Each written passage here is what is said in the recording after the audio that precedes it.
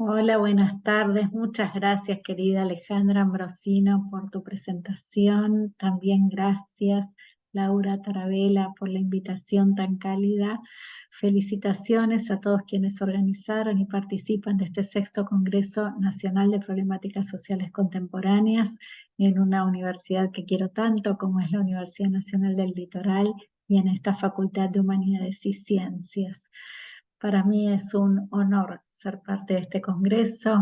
Hace muchos años trabajaba en el rectorado de la Universidad Nacional del Litoral y soñaba con este tipo de escenas en las que uno no tenía que trasladarse físicamente para ser parte de una actividad, de una formación, de una reunión. La realidad es que hoy me hubiera encantado estar ahí, pero no fue posible. También hubiera querido realmente hacer esta sesión en vivo, pero una serie de eventos personales no me lo están permitiendo. Sin embargo, quiero decirles que vamos a poder tener una suerte de interacción, para lo cual invito a que vayan, si tienen en este momento Instagram a mano. Dejé ahí un posteo respecto de mi presentación en este congreso y las y los invito a que puedan dejar allí sus reflexiones, preguntas o lo que fuera, y con gusto las voy a leer, recoger y contestar en el transcurso de las próximas horas.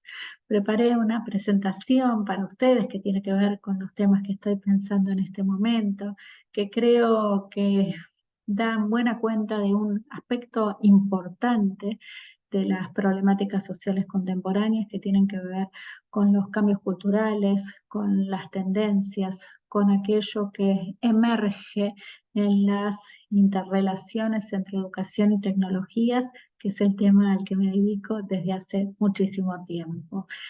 Voy a hacer una presentación no tan extensa porque evidentemente la falta de interacción no directa no ayuda, pero que espero les resulte interesante en términos de narrativa, para lo cual preparé 5 episodios, cual si fuera una serie, para referirme a este tema que propuse en la organización del Congreso, que tiene que ver con enseñar en la universidad que no vimos venir. Y dicho esto, me dirijo al episodio 1. En el episodio 1 quiero que nos ubiquemos en el cambio de siglo. Yo ya antes del cambio de siglo trabajaba, como les decía, en un proyecto de la Universidad Nacional del Litoral y también, por supuesto, en mi propia universidad, la Universidad de Buenos Aires y Facultad de Filosofía y Letras.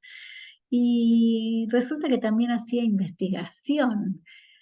Y en ese momento, que creo que varios de los que están acá deben recordar, eh, nos encontramos con esta suerte de pasaje, esta suerte de transición que Manuel Castells sostiene, que nos lleva de una galaxia a otra, de la galaxia Gutenberg a la galaxia Internet, donde hay una gran noción organizadora que tiene que ver con la red.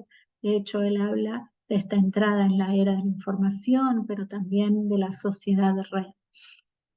¿Cuál es el punto respecto a este momento que nos interesa más en esta suerte de relato? Bueno, el que tiene que ver con el hecho de una irrupción que no solamente empieza a generalizarse hasta ese momento, y esto no quiere decir que llegue a todos y a todas, todavía hoy hay gente que no tiene acceso a Internet, como quienes estamos acá sabemos bien, pero sí con el hecho, sostiene Castells, de que las principales actividades económicas, sociales, culturales, de participación política, empiezan a estar estructuradas alrededor de Internet, con todo lo que eso conlleva.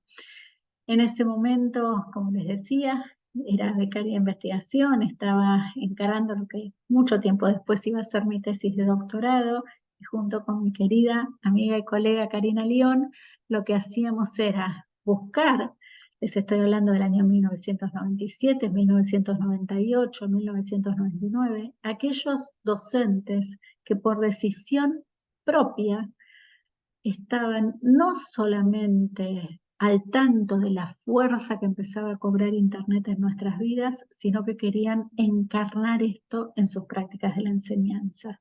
Eran muy pocos.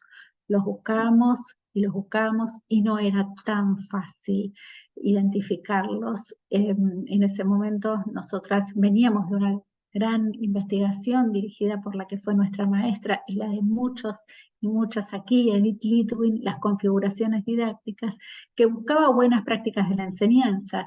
Y nosotros decíamos, bueno, buenas prácticas de la enseñanza atravesadas por tecnologías de la información y la comunicación. Esto era muy difícil de encontrar. Cuando estos casos aparecieron y aparecieron en varias universidades nacionales, y me consta que en la Universidad Nacional del Litoral hubo casos de este tipo, denominé a lo que decían y hacían estos docentes universitarios inclusiones genuinas. ¿Qué hacía que estas fueran casos tan particulares? Bueno, el hecho de que eran docentes que reconocían los atravesamientos de las tecnologías de la información y la comunicación en los campos disciplinares y emulaban estos atravesamientos en las prácticas de la enseñanza. Decían, yo no puedo enseñar, no puedo dar clases si no me dan el laboratorio, si no me resuelven el problema de conectividad, si los estudiantes no tienen acceso. Estos docentes, y recuerdo particularmente a una de ellas, Clara, que me dijo, Mariana, yo enseño metodología de la investigación. Está claro que se enseña en una metodología de investigación, pero además ahora hay que enseñar cómo se hace investigación colaborativa, por ejemplo, en el campo de las artes, en un tema que tiene que ver con crítica cinematográfica latinoamericana, donde estamos compartiendo a través de listas de interés de correo electrónico todos nuestros datos y toda nuestra empiria. Imagínense, entonces Clara decía, por supuesto hay bases de la metodología de la investigación que tengo que seguir enseñando tal como les enseñaba, pero aparece todo otro núcleo que tiene que ver con estas irrupciones, que si no lo enseño, ya no enseño lo que tengo que enseñar, que es la versión actualizada de este campo en el que los estudiantes necesitan formarse para después ejercer como investigadores, como profesionales o como lo que fuera. Denominé a estas formas de inclusiones genuinas, eran docentes que entendían la trama epistemológica de las tecnologías de la información y la comunicación en sus campos disciplinares. E inspirados en estos, llevaban adelante prácticas de la enseñanza rediseñadas. ¿Cuántos eran? Muy pocos. Esta movida, este episodio, este cambio de siglo, cuando lo pensamos desde el punto de vista de la enseñanza universitaria, hoy podríamos decir que no lo vimos venir. Hay gente que todavía se pregunta si es necesario contar, por ejemplo, con acceso a Internet en las aulas. No lo vimos venir y así pasamos de un episodio al siguiente. Episodio 2. En el episodio 2 nos ubicamos ya hacia 2010 y particularmente quiero hacer referencia a este trabajo, probablemente ustedes lo conocen, de Michel Serres, Pulgarcita, que llegó a mis manos en 2013. En este libro, hermosísimo, Michel Serres planteaba: Pulgarcita, nuestros estudiantes lo llamo así porque están todo el día moviendo sus pulgares, no tiene la misma cabeza, no quiere escuchar la página que lee, no le interesa, sabe que aquello que quiera aprender, lo va a aprender cuando lo disponga, con quien quiera, en el momento en que quiera, en su dispositivo. Pulgarcita tiene otra cabeza, no quiere escuchar el libro dicho. Sonaba muy fuerte esto y de alguna manera nos generaba una muy fuerte interpelación, ¿no? Entonces decíamos, bueno, es interesante, hay algo de esto que ya estábamos advirtiendo. Serres dice además, es más osado todavía, dice, Pulgarcita está decapitada en realidad, tiene la cabeza en la mano, tiene otro cuerpo. ¿Y qué hace en el aula? Habla, se aburre, murmura, pero murmura cada vez más alto. Serres sostiene, crece en las aulas ese murmullo que vuelve casi imposibles los esfuerzos de los docentes que subimos la voz para ver si así logramos que nos escuchen. En este libro aparece una página que, bueno, para nosotros tuvo un efecto muy importante, en la que Serres dice: solo se salva uno original y raro si inventa. Y ahí dijimos, bueno, es acá, lo que queda es inventar. Ahora bien, ¿desde dónde? ¿Qué se inventa en el aula universitaria, no? Esta era una pregunta cuya respuesta no nos era tan obvia en el año 2013.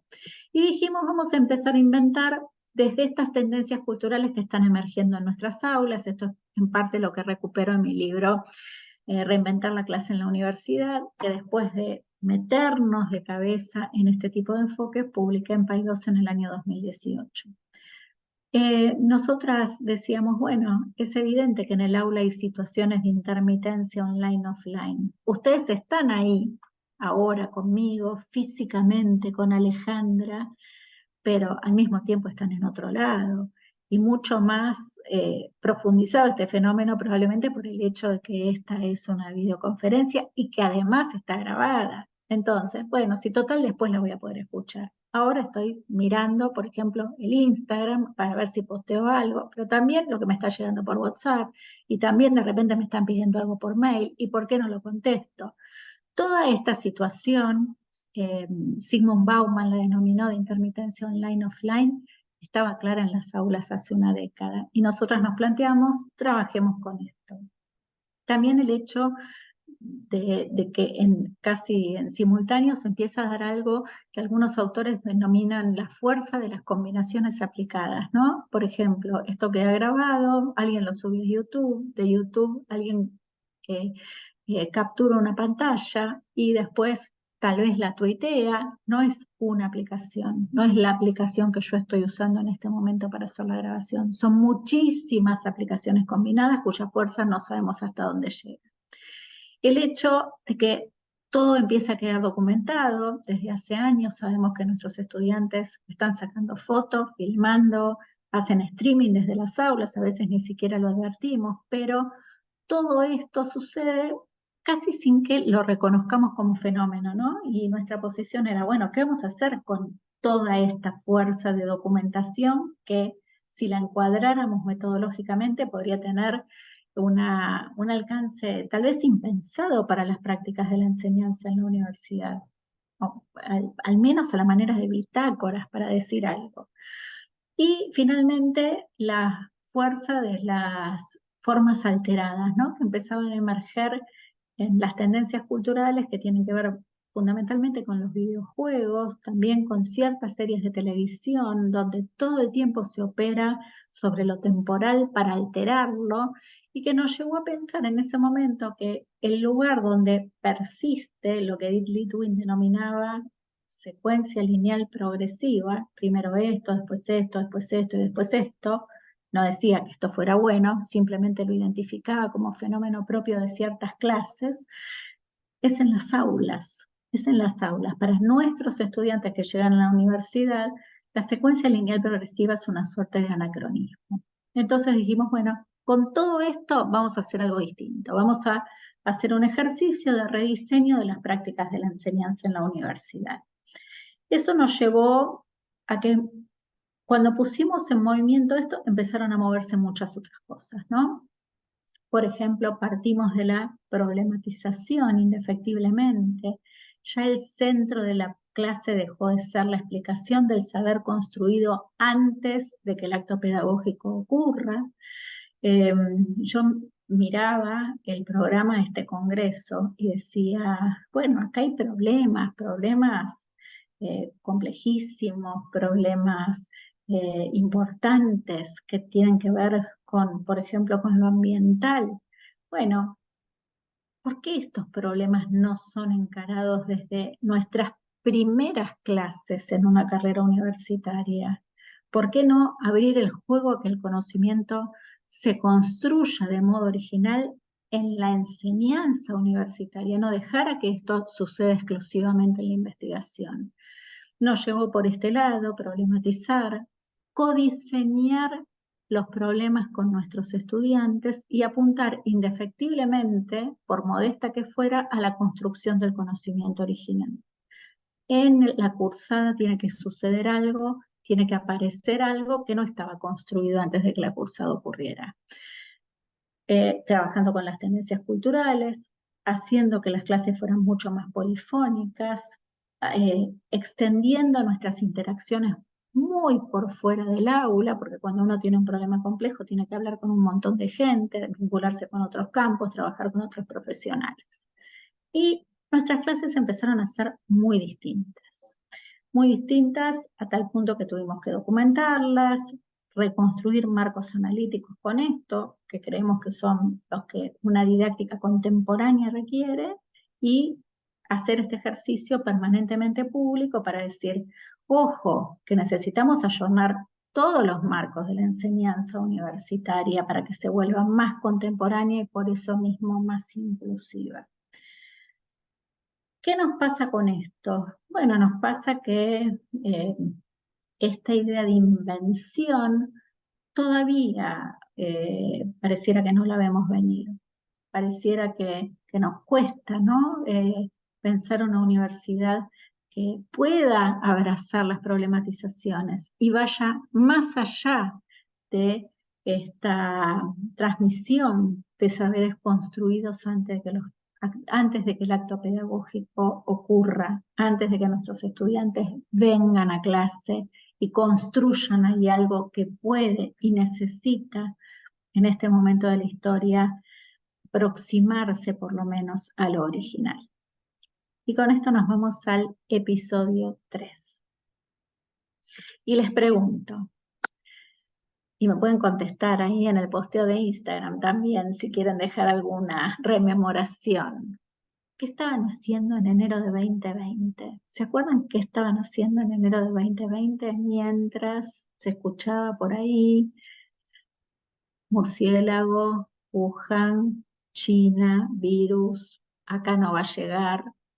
Bueno, yo estaba leyendo porque me tomo muy en serio el ejercicio de pensar la materia que voy a dictar en el primer cuatrimestre, Educación y Tecnologías, con un equipo maravilloso en la carrera de Ciencias de la Educación, y estaba una vez más obsesionada por un libro, en este caso por este trabajo de Alessandro Barico, The Game. Como ustedes saben, Alessandro Barico escribe maravillosas novelas, pero también es muy interesante analista de la cultura contemporánea, muy conocido por su trabajo anterior, Los Bárbaros. En The Game, Barico sostiene que desde hace décadas estamos viviendo una revolución mental. Una revolución mental que empezó el día que dejamos de jugar al metegol y empezamos a jugar a Space Invaders. La pantalla, el teclado, que configuran nuestra nueva subjetividad. Barico dice que en esta revolución mental la realidad empieza a transformarse y se convierte en una realidad de dos motores, físico y virtual. No hay una realidad que sea exclusivamente física, hay una realidad que es física y virtual al mismo tiempo. Eso además, digo, se potencia, plantea Barico que se potencia el día de nuevo, que con el celular en la mano aparece acá en la pantalla el juego, y ese componente lúdico hasta viene dado por todas estas aplicaciones tan vistosas que están en la pantalla. Atrás de la pantalla sale el teclado, mujer, pantalla, lo que Barico denomina la post-experiencia, que es una experiencia distinta de la que teníamos en el mundo físico. Y yo que me dedico hace décadas, como ya les dije, a la tecnología educativa y a la educación a distancia, decía en enero de 2020, no importa todo esto que hemos hecho en estas materias, no estamos a la altura de esta revolución mental. Y sentía honestamente que no estábamos creando en clase una post-experiencia que diera cuenta de una realidad que es al mismo tiempo física y virtual.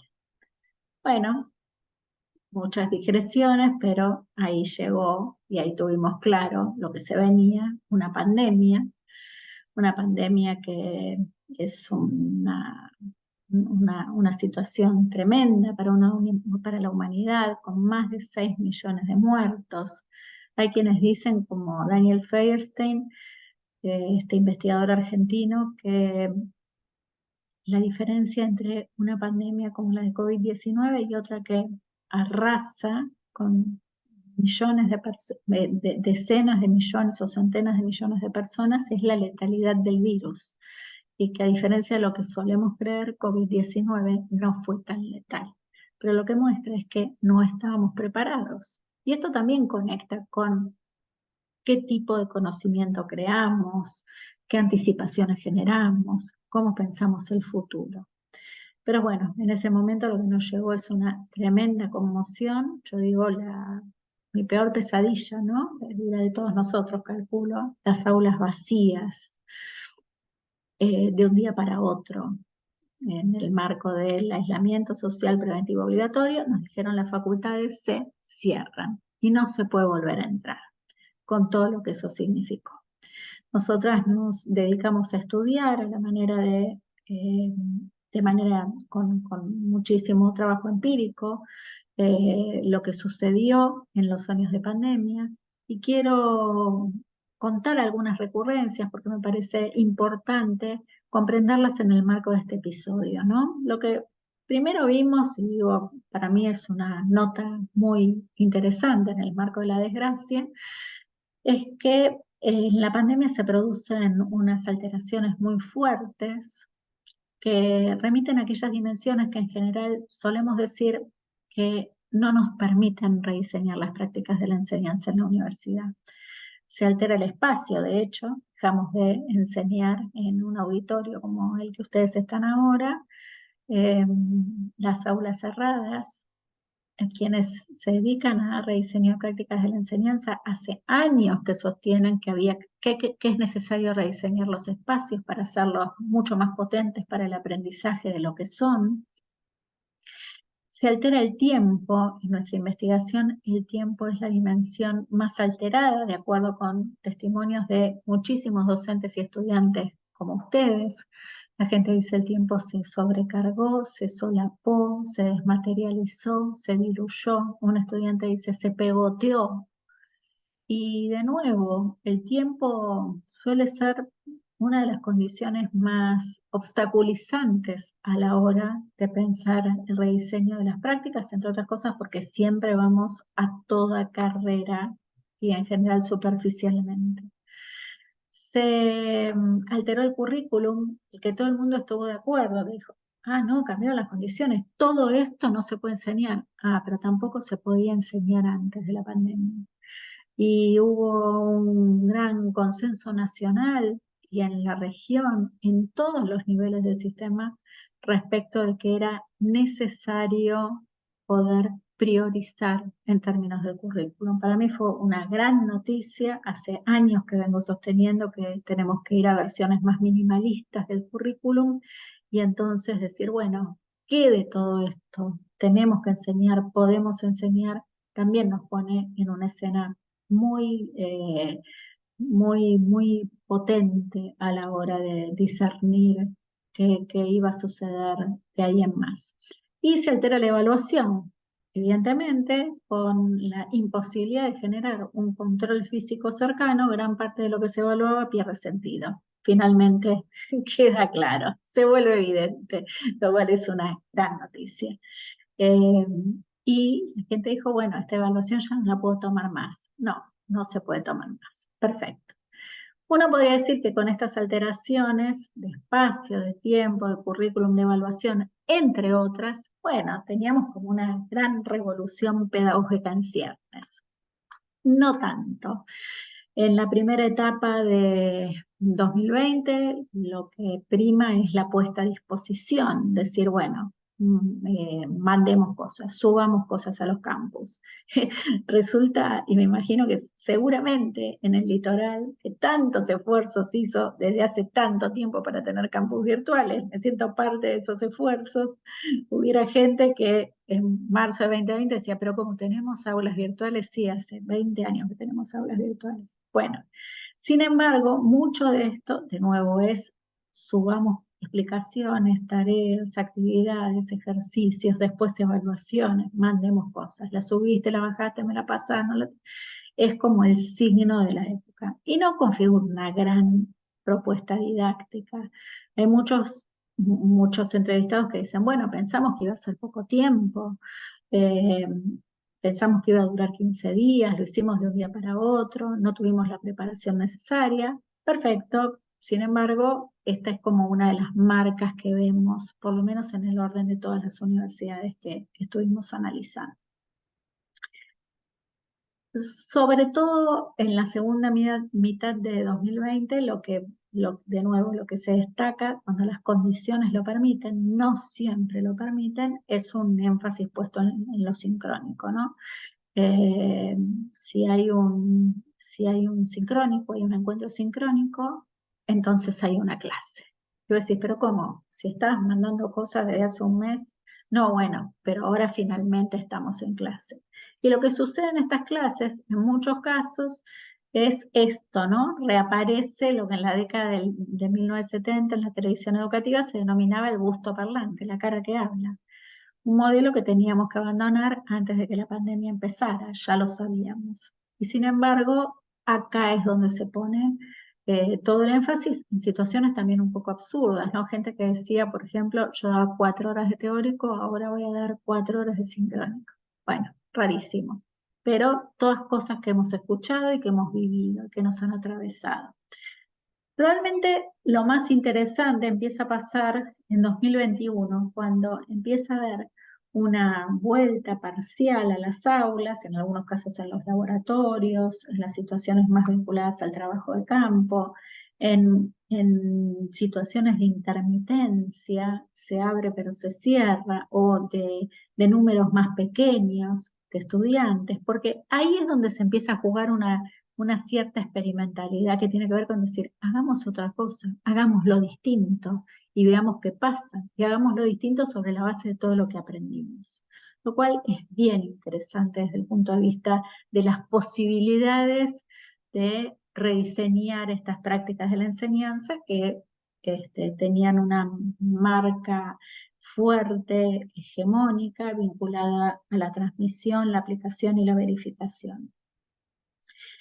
Mientras tanto, lo que sucede es lo que Bifo Berardi denomina una mutación, ¿no? Nosotros, mientras hacíamos todo eso, cambiábamos de una manera eh, muy, muy sutil, pero también bastante evidente para nuestras vidas, ¿no? Bifo dice, esta no es la primera mutación de la historia de la humanidad, pero tiene todos sus rasgos, o por lo menos algunos de sus rasgos principales. ¿Qué implica esto en nuestras subjetividades? ¿Qué implica esto en nuestras formas de aprender y de enseñar? Que van más allá de estos esfuerzos que hicimos bien intencionados, pero tal vez no tan, eh, no tan prolíficos a la hora de volver a pensar la enseñanza. Hay algo para mí llamativo en otro libro que publica Barico en el transcurso de la pandemia, donde dice que la pandemia es el mito que, que nos permite tal vez entender la revolución mental que no entendíamos antes, que como relato conecta con lo que estábamos buscando para entender la revolución mental. Y esto me hace pensar en esas páginas donde Barico en The Game era muy duro con los docentes y decía, no lo entienden, no entienden la revolución mental los docentes. No solo hablan de los docentes en este sentido, también de otras profesiones, pero con los docentes es súper marcada su mirada crítica respecto de nuestra falta de comprensión de la revolución mental. Bueno, veníamos de una hegemonía de la didáctica clásica, vivimos una mutación, en esta mutación nos organizamos alrededor de la puesta a disposición y de los encuentros sincrónicos. Cuando entramos en esta fase de cierta experimentalidad, tal vez tuvimos mejores experiencias y algunos hallazgos. La pregunta se abre con la vuelta a la presencialidad plena, ¿no? Que de alguna manera es el cierre de este episodio. Y ahí es donde podemos ubicarnos, por ejemplo, en marzo de 2022 y en la vuelta a las aulas físicas, donde nuestros estudiantes nos miraban no solamente con asombro, también con una suerte de desconocimiento, ¿no? Nosotros nos encontramos con estudiantes en 2022 que nunca habían estado en los edificios físicos de las facultades y ya tenían la mitad de la carrera cursada. Y estudiantes que nos decían, ¿para qué venimos? ¿Para qué vamos a venir? ¿Por qué venimos? Yo tengo que viajar, yo trabajo, estos horarios no me convienen, yo tengo hijas, hijos, tengo adultos mayores acá, ¿para qué venimos? Y ahí es donde se empiezan a abrir las grandes preguntas que cierran este episodio, ¿no? Y una convicción que es que no vimos venir la revolución mental, pero tampoco, más allá de que estaba anunciada de diversas formas, una pandemia de estas características. Y la pregunta es, ¿qué nos pasa en el retorno a la presencialidad? Eh, ¿Qué nos pasa con lo que aprendimos? ¿Qué nos pasa con lo que no vimos venir? ¿Y qué nos pasa con lo que puede llegar a venir? ¿Qué vamos a hacer con eso? Episodio 4. En el episodio 4 me ubico ya a mitad del año 2022, ya estamos de nuevo en las aulas, publiqué un libro que se llama Híbrida, enseñar en la universidad que no vimos venir, el salto, y lo que digo es tenemos que pegar un salto hacia adelante. ¿En qué consiste este salto hacia adelante? Es una suerte de situación como sucede en las películas de ciencia ficción, donde se abre un portal en el que uno puede pegar un salto para cambiar de tiempo. Bueno, yo creo que la pandemia con su mutación nos trajo como esta suerte de apertura de portal. Cuando se abre un portal no alcanza con pasar una mano, uno tiene que decidir si salta. Y estoy profundamente convencida de que el salto es colectivo, uno no salta solo para cambiar de tiempo.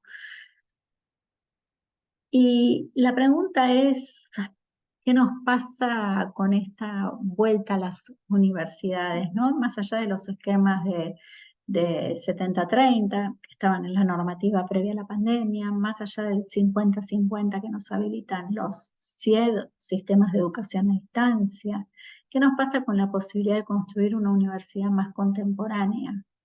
¿Y qué nos pasa con ese salto que tenemos que pegar hacia adelante? Lo que planteo en Híbrida es que ese salto, como parte de este episodio 4, requiere poder leer el mundo y sus tendencias. Un día las tendencias van por la red, otro día que entra en juego, otro día por la invención que se vuelve tremendamente necesaria, otro día van por estas mutaciones que no podemos anticipar o no sabemos anticipar, pero que nos cambian la jugada. Digo, la enseñanza universitaria tiene que estar inscripta en el reconocimiento de ese mundo, sus tendencias emergentes. Incluso tiene que poder hacer perspectivas, ¿no? Ahora, mientras tanto, nosotros el rediseño tenemos que poder jugarlo, yo casi diría de manera urgente, con las reglas que están en discusión, pero que también están dadas, tarda mucho en cambiar. Entonces la pregunta es cómo podemos sostener trabajos de rediseño de prácticas de la enseñanza que nos pongan en un mundo de estos niveles de complejidad a jugar de una manera intensa desde el punto de vista de la formación, porque esto mismo es lo que pasa en los campos disciplinares. ¿Cómo hacemos una articulación de estas fuerzas, ¿no? Un mundo que muta, unas reglas que no lo hacen y unos campos que no tienen más remedio que reinventarse para generar unas experiencias pedagógico-didácticas que sean tremendamente intensas, relevantes, que los estudiantes quieran abrazar y que por eso mismo sean profundamente inclusivas.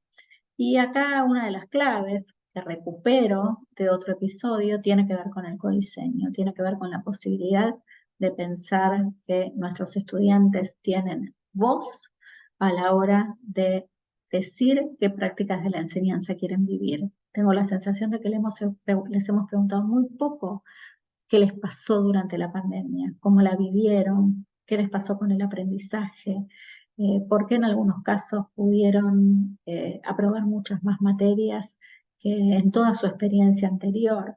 Y sobre todo, ¿qué quieren aprender en el marco de todo esto que ofrece la universidad?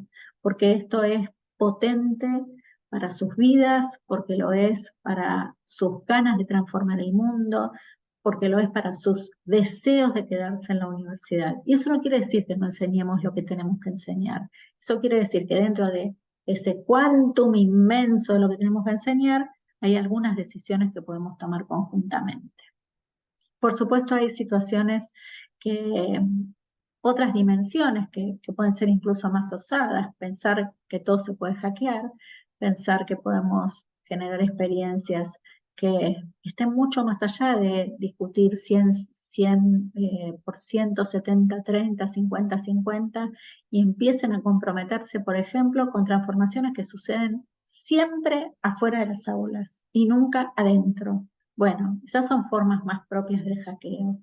Preguntas que nos llevan también a reconsiderar cuál es el hábitat de la universidad, cuánto tiempo, ¿no? Conversé mucho en estos años respecto de, bueno, pero los estudiantes de los primeros años se socializan en la universidad, entienden la participación política cuando están en el edificio físico de la facultad. Bueno, pero ¿cuánto requiere esto de experiencia física? ¿Cuánto realmente? Y empezar a pensar, bueno, en este juego entre el metaverso y estas comunidades distintas post pandemia, qué construcción de experiencia universitaria podemos hacer para que nuestros estudiantes quieran estar en la universidad, se queden, la puedan terminar. Entonces, ¿qué tipo de salto colectivo eh, necesita este movimiento? Es una de las preguntas que planteo en este episodio 4 y les planteo. En Híbrida lo que sostengo es que en un mundo que transita entre guerras y pandemias, este lo es, la esperanza es política y la universidad tiene que ayudar a construirla, que las clases no son híbridas, nosotros somos híbridos, por eso yo puedo estar haciendo esto que estoy haciendo en este momento. La pregunta es cómo generamos prácticas de la enseñanza que sean consistentes con esta hibridez que atraviesa de múltiples formas nuestra subjetividad individual y colectiva. Y además, que los estudiantes tienen derecho al egreso. No es que somos híbridos porque somos modernos, no es que nos gustaría entender la revolución cultural para no quedarnos afuera de una tendencia que es más sofisticada. No, la pregunta es cómo generamos con este salto hacia adelante una universidad más contemporánea, que por eso sea más inclusiva, en la que nuestros estudiantes no solamente puedan encarnar el derecho a llegar y estar, sino también el derecho que tienen a graduarse. Y pensar en políticas que generen condiciones para garantizar este derecho y nuestras prácticas de la enseñanza que también tienen que hacerlo y no necesariamente lo están haciendo, más allá de sus buenas intenciones. ¿Lo vimos venir el salto? Y yo creería que no. Yo creería que todavía lo estamos discutiendo. Y creo que estamos como muy apegados a discutir definiciones conceptuales, normativas, pero que el salto es mucho más que esto. Es un salto, de nuevo, si sigo como la lógica de todos los episodios, es un salto epistemológico, es un salto político, es un salto cultural, que nos tiene que poner en la escena de una didáctica propia de este tiempo. Pero todo sigue cambiando. Y para quienes vieron hace muchísimos años, 2001, Stanley Kubrick, sabían, o por lo menos avisoraban, que estos días que empezamos a vivir iban a llegar. Episodio 5, y el episodio 5 está marcado en los últimos meses, especialmente de noviembre en adelante, por las formas explosivas de la inteligencia artificial generativa, de las cuales el chat GPT, representado acá por su logo, es solo una. Quiero decirles que me parece que este episodio tiene otra categoría central, está muy clara en el trabajo de Kate Crawford, Atlas de Inteligencia Artificial, publicado por el Fondo de Cultura Económica. Lo recomiendo muchísimo. Kate Crawford sostiene que la categoría central, recuerden que venimos de la red, la invención, la mutación, es la extracción. Y la extracción que sostiene los desarrollos de la inteligencia artificial empieza con la extracción de litio y de minerales y sigue con la extracción de datos, nuestros datos, con todo lo que eso significa. La inteligencia artificial generativa tiene, más allá de todas las formas en que ya nos atraviesa la inteligencia artificial, unos rasgos particulares que tienen que ver con cómo pone en juego nuestro propio lenguaje, ¿no? Cómo emula nuestro lenguaje. Cuando empezamos este año la materia Educación y Tecnologías, lo que le planteé a mis estudiantes fue, bueno, si el año pasado ustedes nos preguntaban, a viva voz, ¿para qué venimos? Este año vamos a empezar haciendo un ejercicio. Y el ejercicio tiene que ver con esto que nos rodea, ¿no? Con pensar que la inteligencia artificial se está metiendo, por ejemplo, con la escritura de guiones en Hollywood. Tenemos una, que seguramente estarán tanto, hay una huelga tremenda de guionistas que están peleando por su futuro trabajo y actual trabajo, ¿no? Donde la inteligencia artificial empieza a ser vista y puesta en juego como un camino para la escritura de guiones. Netflix, de hecho, en esta serie Black Mirror, que es siempre tan ilustrativa para comprender los fenómenos de esta época, saca un capítulo que es Joanny Soulful, donde la protagonista ve cómo sus datos le son arrancados prácticamente para hacer una serie en vivo. Ella toma un café y la serie está mostrando que la protagonista toma un café igual que Joan. Un buen momento para volver al trabajo de Cristóbal Cobo, acepto las condiciones, ¿no? Y pensar en el significado que tienen en esta escena nuestros datos y todo lo que aceptamos o lo que dejamos de aceptar. A mis estudiantes les hice explícito este ejercicio que tiene que ver con hablar con el chat y preguntarle qué ideas podía darme para una primera clase de un curso de tecnología, ¿no? Y el chat GPT fue bueno contestando estas preguntas, me recomendaba que comenzara presentándome, que hablara sobre los objetivos, mi propia experiencia con la tecnología educativa, cómo la usé en mi trabajo o en mi investigación, que hiciera una encuesta de conocimientos previos para ver qué sabían mis estudiantes de tecnología educativa, que trajera casos reales sobre cómo la tecnología educativa se utilizó en la educación y cómo esto puede ayudar a para que esto ayude a los estudiantes a comprender cómo la tecnología puede ayudar a la enseñanza y el aprendizaje, que trajera ejemplos de herramientas, que discutiera ventajas y desventajas y que finalmente hiciera actividades prácticas. Esto está lleno de sesgos antes de que lo digan, en el caso de que lo puedan llegar a leer.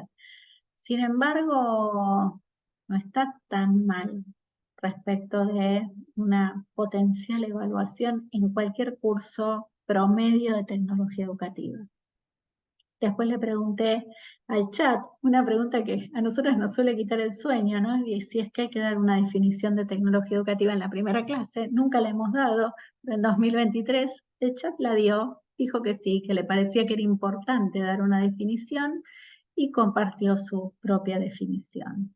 Después le preguntamos cómo podíamos organizar esta práctica de la enseñanza y acá da pistas muy buenas, que elaboráramos un guión, que seleccionáramos fuentes, que preparáramos material visual, que practicáramos, que pidiéramos feedback, etcétera, etcétera, etcétera.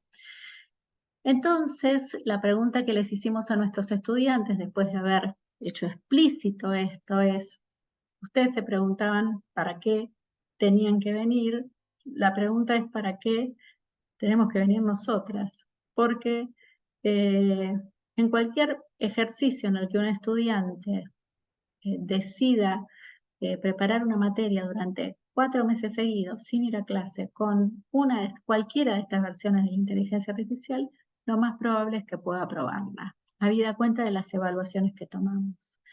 Y decir esto fue un acto político, un compromiso, decir, bueno, ahora que dijimos esto, ahora se va cada cosa que hagamos en este cuatrimestre, va a tener que justificar nuestra presencia, va a tener que tener sentido para ustedes, vamos a tener que poder hacer algo, inventar algo, crear algo que ningún chat puede resolver. Y la maravilla es que todo eso pasó, que fue un cuatrimestre inolvidable. Para nosotras, creería que para nuestros estudiantes por todo lo que dijeron también.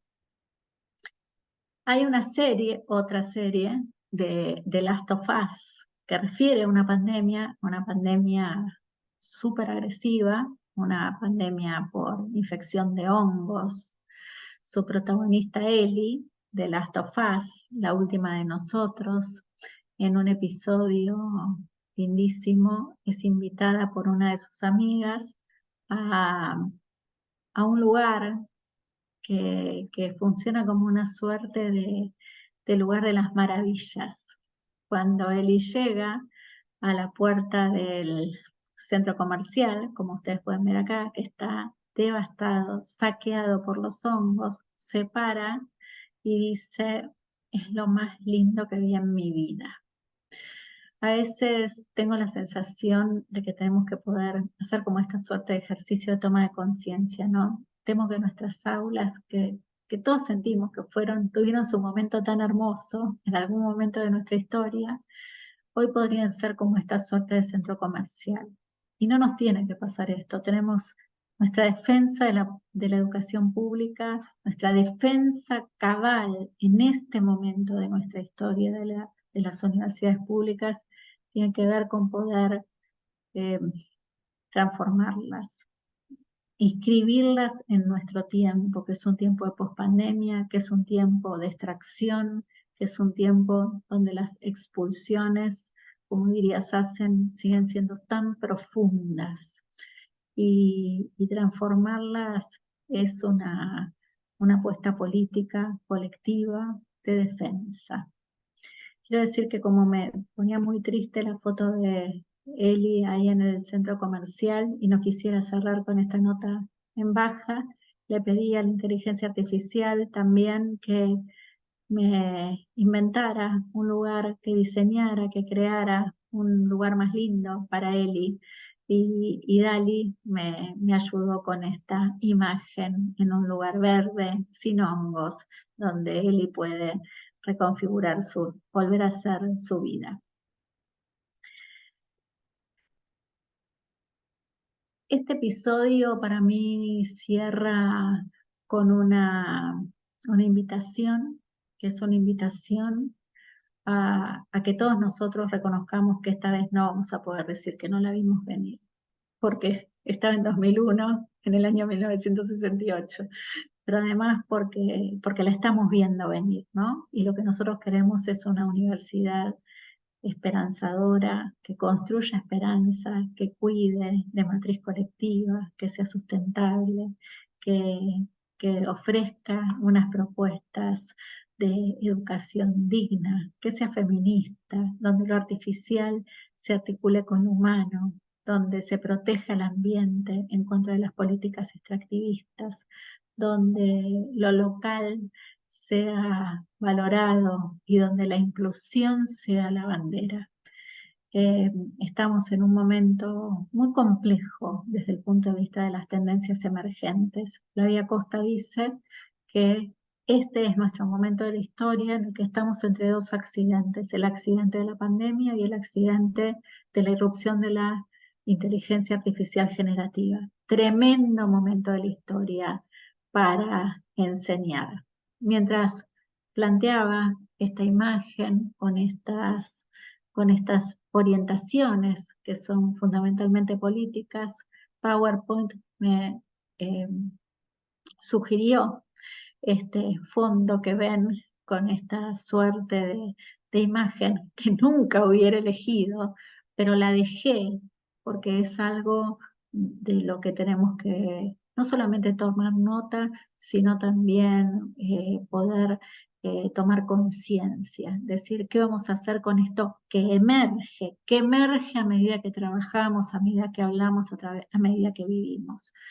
¿Qué vamos a hacer con esto? Bueno, yo espero que podamos hacer una universidad más justa, fundamentalmente. Lo que no vamos a poder hacer es decir que no la vimos venir.